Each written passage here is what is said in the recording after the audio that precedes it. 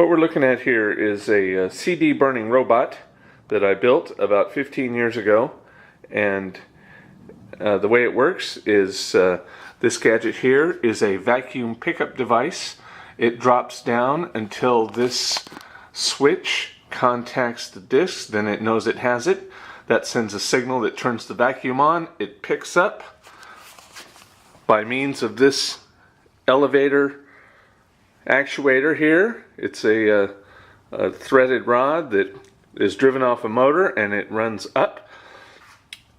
Then there's another threaded rod running right along here, driven off this motor, and when it comes out to here, it hits this micro switch, and a solenoid here pulls in and hits the door button. That makes the CD pop out. When the CD tray pops out, the trolley here lowers down onto it. When it gets low enough, this device here comes up to align the CD right in the middle of the drive. Then the vacuum unit lifts up, and this falls out of the way, and the button is pressed again, and the drawer is retracted. I would actually just run this thing for you.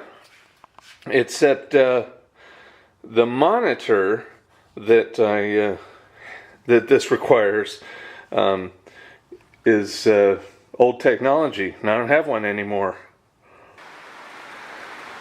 Okay, so here's another thing that I built. This is a tandem mountain bike frame. The rear suspension goes back here.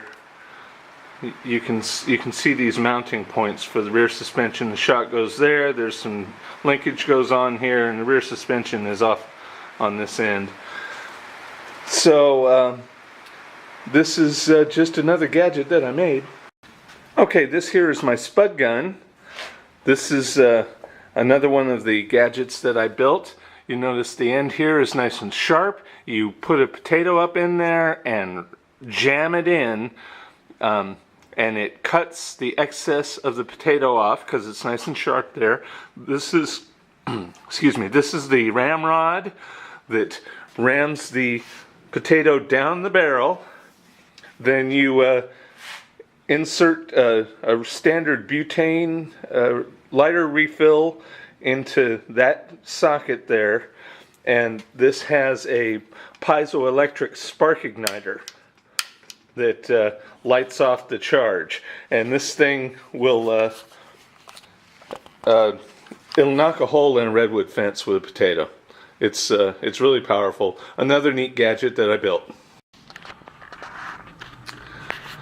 Okay, and here we have a milling machine that I built, and the purpose of this device is to come in here and cut a slot into this workpiece.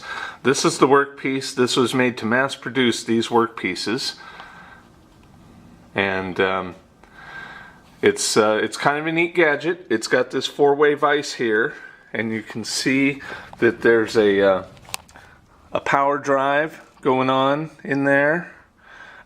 This is a drill motor with a transmission, and then it hooks up to that drive for this cross-slide milling vise.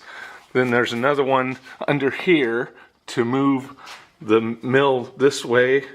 That one back there moves the mill in and out. This one over here moves the mill side to side. This gadget here, all this, what it does is it makes this go in and out, and that is how this is grabbed.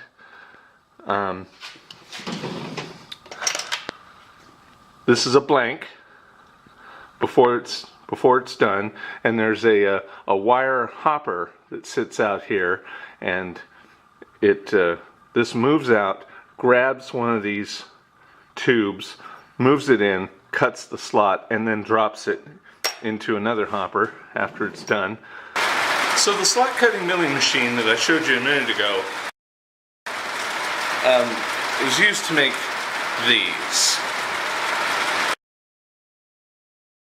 This gadget here is called the clamp maker, and the way it works is there's a little slot in the end, and you take a piece of wire and put it into that slot, and then you wrap it around what you want to clamp, and this T-bar draws the wire tight as you spin this wing nut. So this is what the clamp maker looks like when it's all set up, ready to clamp something together. I just got a couple of scraps of wood, I got a piece of coat hanger around it, and this is how it works. You tighten this down, and the wire clamp tightens. It gets tighter than you could ever make it by twisting the wire. And then you just fold this over,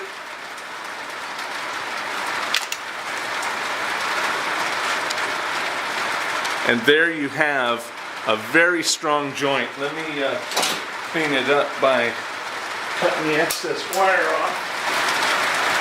So there you have a really tight joint. It's holding those two items together, and then if you want to undo it, that's really not very difficult. You just open up the joint there, and the clamp comes apart.